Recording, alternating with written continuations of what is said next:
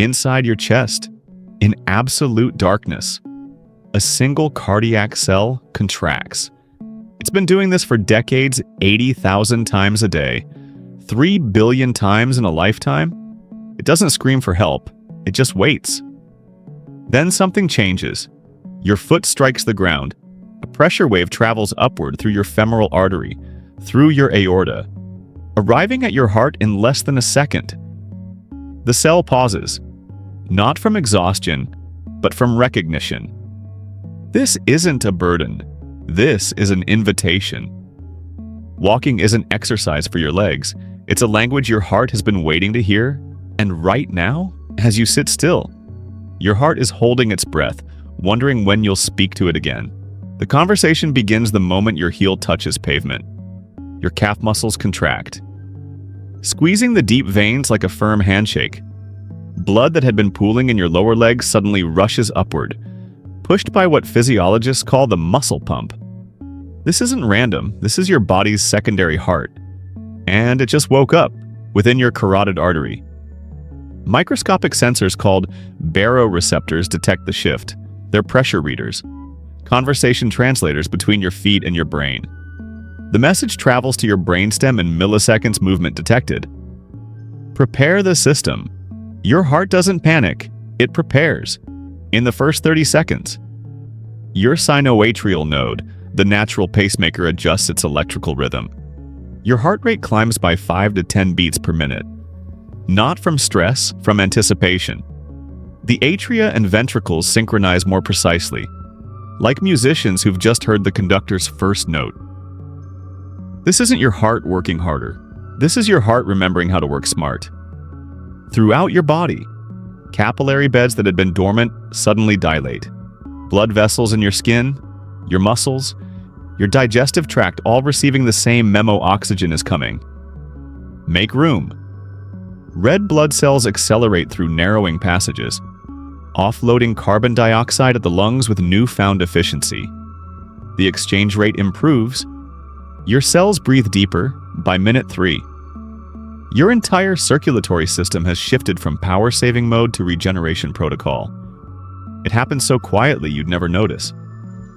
But inside, every vessel, every valve, every chamber is leaning forward, engaged.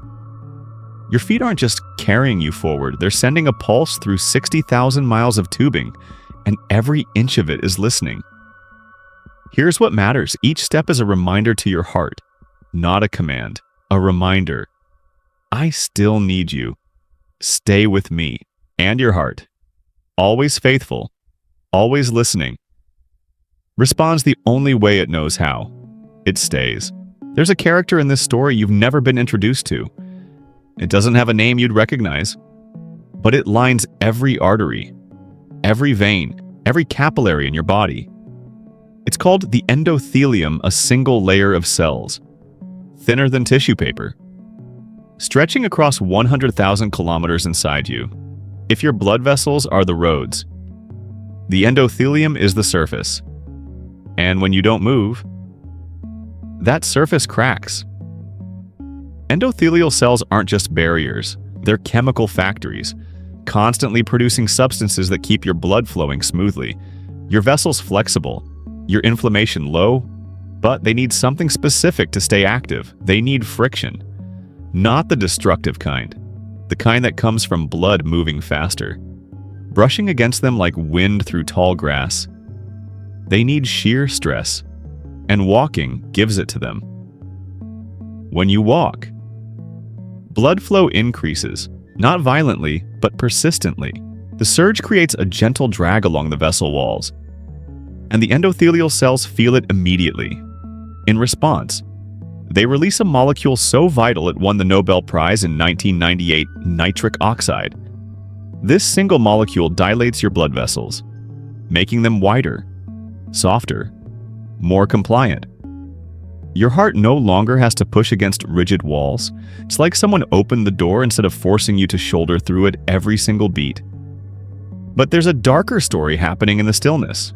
When you sit for hours, when you avoid movement, low-density lipoprotein cholesterol begins to infiltrate those same endothelial walls. It doesn't invade loudly, it seeps over months. These particles oxidize, triggering an immune response. White blood cells arrive, engulf the oxidized cholesterol and become trapped. Plaque forms, not all at once, one layer at a time, like dust on a forgotten shelf. Walking disrupts this.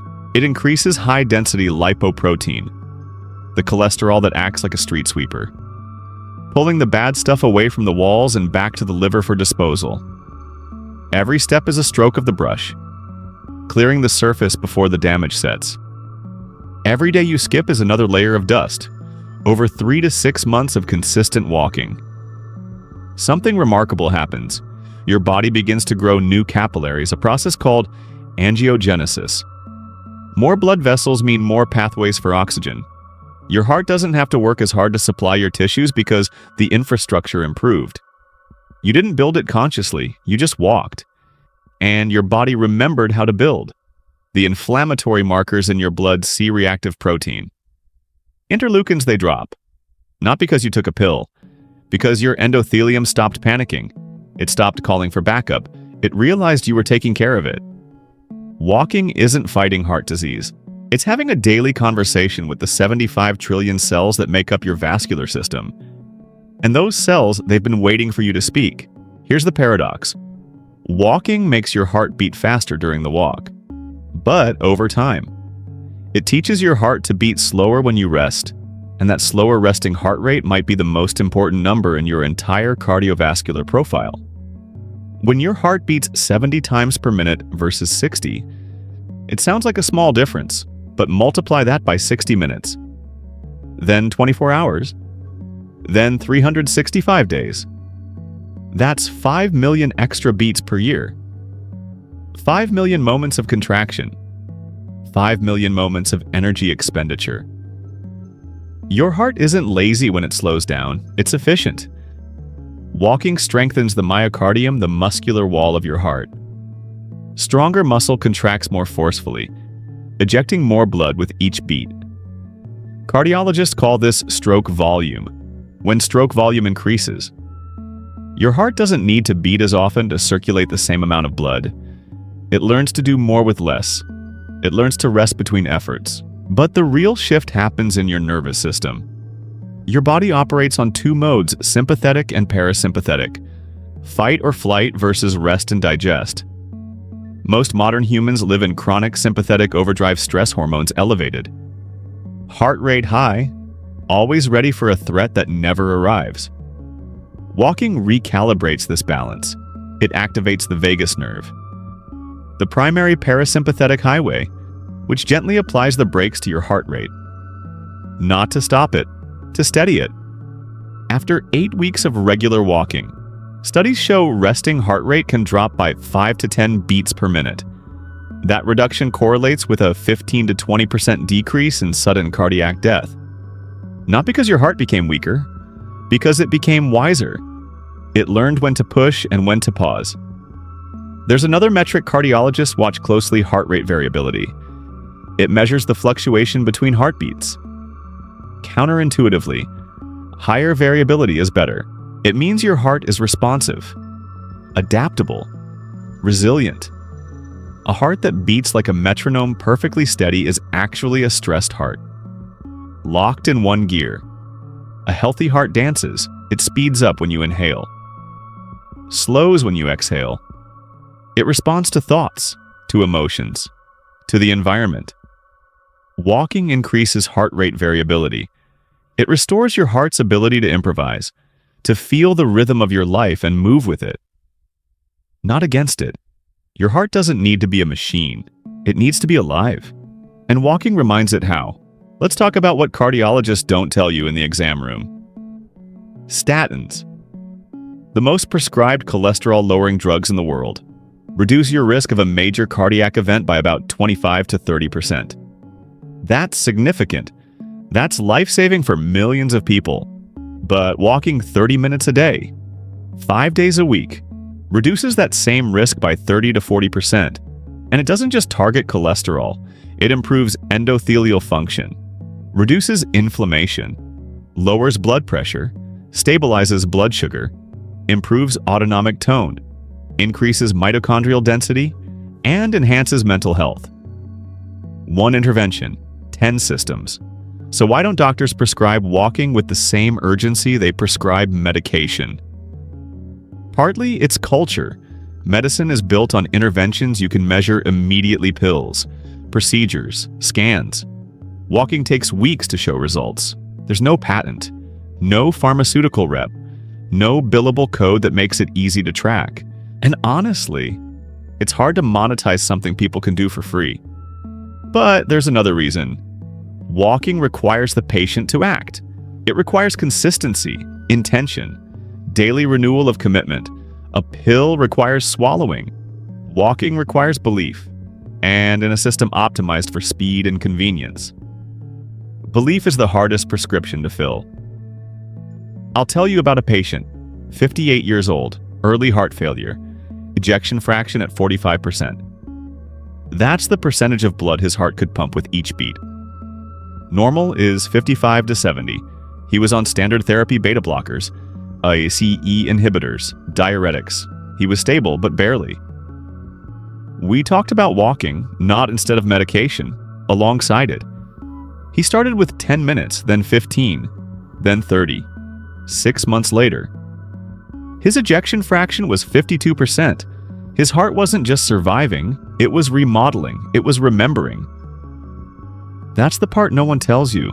Your heart has plasticity, not infinite, but real. Given the right signals movement. Oxygen? Blood flow it can rebuild. Not back to 20 years old, but back to functional. Back to hopeful. Here's what you actually need. Minimum 15 minutes a day. That's enough to activate protective mechanisms. Optimal 30 to 45 minutes. 5 days a week. You don't need 10,000 steps. You don't need to run. Intensity matters far less than consistency. Your heart doesn't care if you're fast. It cares if you're faithful. Timing matters too. Morning walks help regulate cortisol, your stress hormone, setting a calmer tone for the day. Walking after meals, especially after dinner, lowers blood glucose spikes. Reducing strain on your heart and pancreas. Your body already knows the rhythm, you just have to step into it. Walking isn't the backup plan for when you're healthy. It's the therapy your cardiovascular system was designed to receive. And it's waiting for you to remember that. Let's return to where we started. That single cardiac cell. Deep in the left ventricle. Contracting in darkness. It's been beating since before you were born, since 18 days after conception. When you were smaller than a grain of rice. It will beat until the moment you die. It has no off switch, no vacation, no retirement plan. But it's not asking you to save it, it's asking you to join it, to move with it, to remind it that the body it serves still wants to live fully, not just survive. Every step you take sends a ripple through the system. Vessels soften. Inflammation cools. Rhythms stabilize. Repair begins. Not because of magic, because your body is doing exactly what it was programmed to do when you cooperate with its design. Your heart doesn't need you to make it stronger. It needs you to make it a promise. A small one. 15 minutes tomorrow. Not a transformation, just a conversation. Open the door. Walk to the end of the street. Let your feet remember what they were made for. Let your heart hear that you still want it around. You don't need an app. You don't need expensive shoes. You don't need a plan or a goal or a finish line. You just need the next step, and then the one after that. Because your heart isn't waiting for a grand decision. It's waiting for the next beat, the next breath, the next small choice that says, I'm still here. Stay with me. If you want to understand more of these quiet conversations happening inside your body, the ones you can't see but can absolutely feel, stay with us. There's so much your body wants to tell you. You just have to learn to listen. And that cardiac cell, it's still beating, still waiting, still hoping you'll walk again soon.